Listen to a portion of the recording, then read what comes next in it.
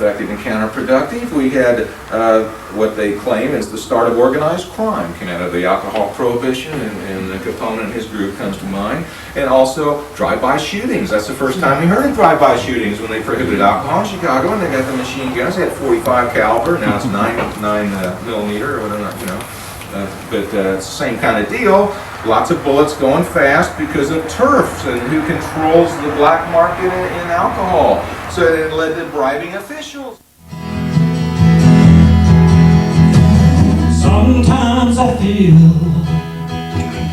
such a deep satisfaction surge through my circuits, bristling for action.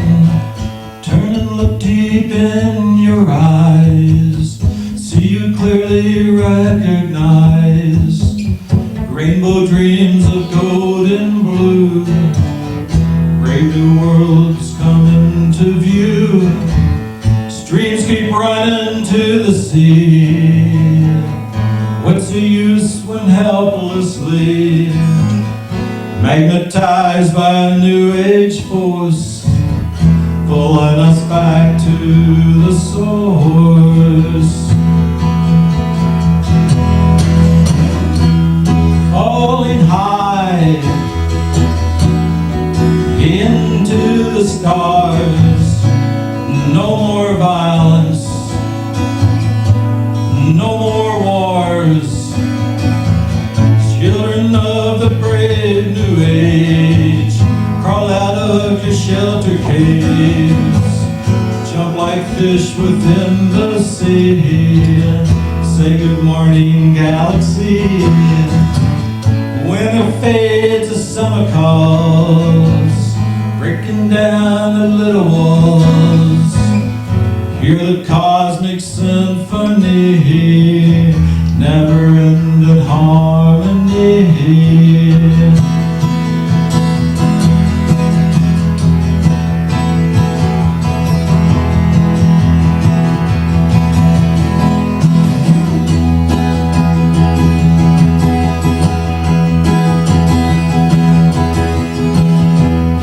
Cascading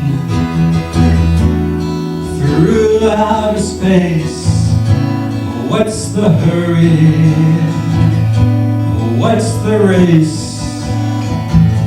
Here's a path back to the trees, where naturally we move with ease, gliding past the danger spots where we once got stuck a lot. The war is over, both sides won. Now's the time for having fun, laughing children with a notion, alley-oops in slow motion.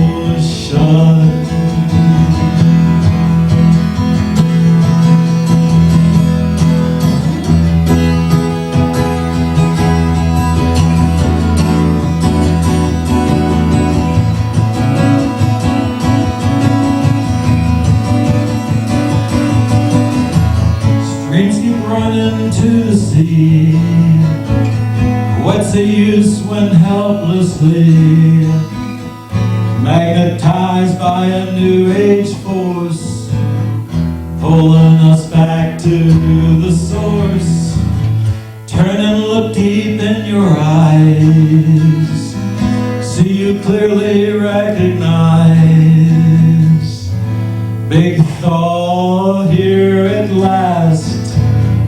Brave new worlds come on fast.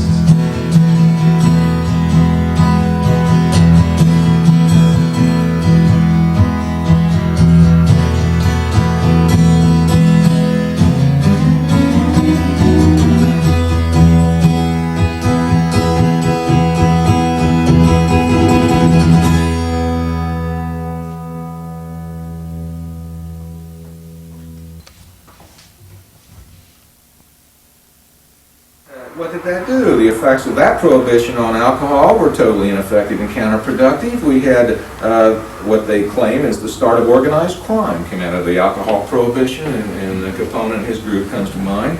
And also drive-by shootings. That's the first time we heard of drive-by shootings when they prohibited alcohol in Chicago, and they got the machine guns. They had 45 caliber. Now it's 9 millimeter or whatever, you know. But it's the same kind of deal. Lots of bullets going fast because of turfs and who controls the black market in alcohol. So it led to bribing officials and corruption more than we've ever seen in government, or at least another focus of corruption in government. Government basically gets corrupted all the time, but this was a big focus of it for the private people. They're still doing it today. The excise cops getting favors at PTs or wherever it was, or Brad's Lounge. You know, I mean, it's still going on.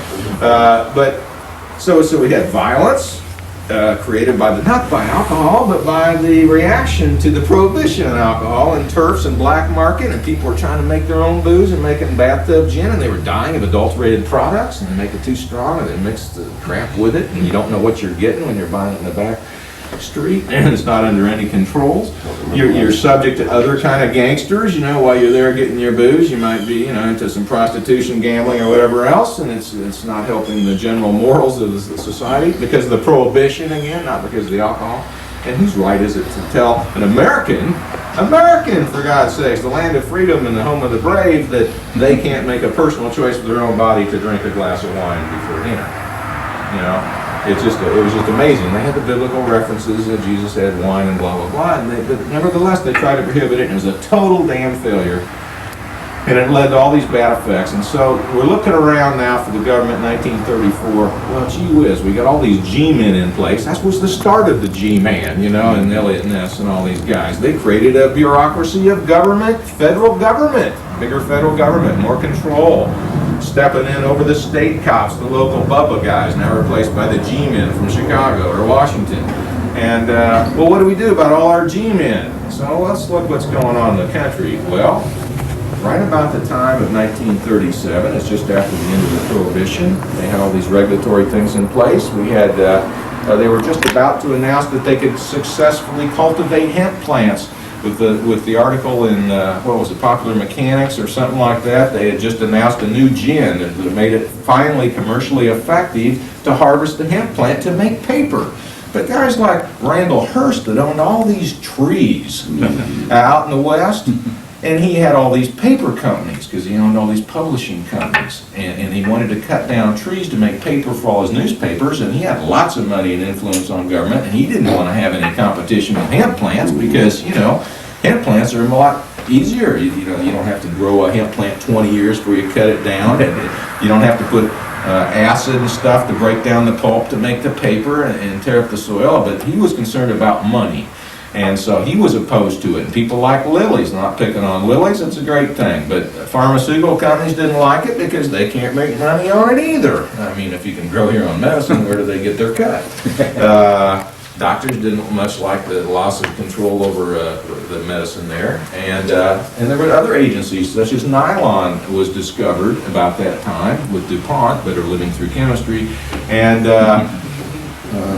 always like that. But and nylon, we got World War shaping up here in the 30s, World War II, and they thought, we know this nylon can replace hemp rope, and we'll use that in the you know, if we declare a war, it'd be good for business, and we can make money selling nylon ropes to the Navy. Well, it turned out that it didn't work as well as hemp rope, and you can't tie them up with nylon rope. The battleship didn't stretch right; it just didn't work right.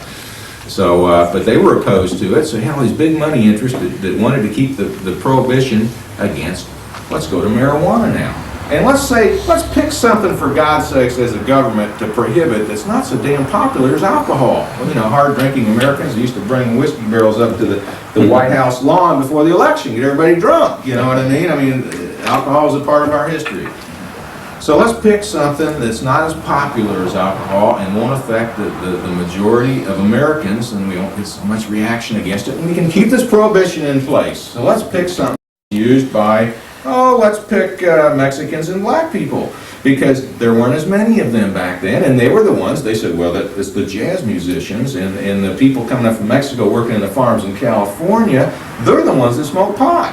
So let's make a law against them. And they don't have any lobbies, and they didn't have any standing at that time to make any big claim against it. So we'll prohibit that, and nobody will care. And at the time, in 1937, when they passed the Marijuana Tax Act, there was like 5,000 people in the whole country that smoked pot.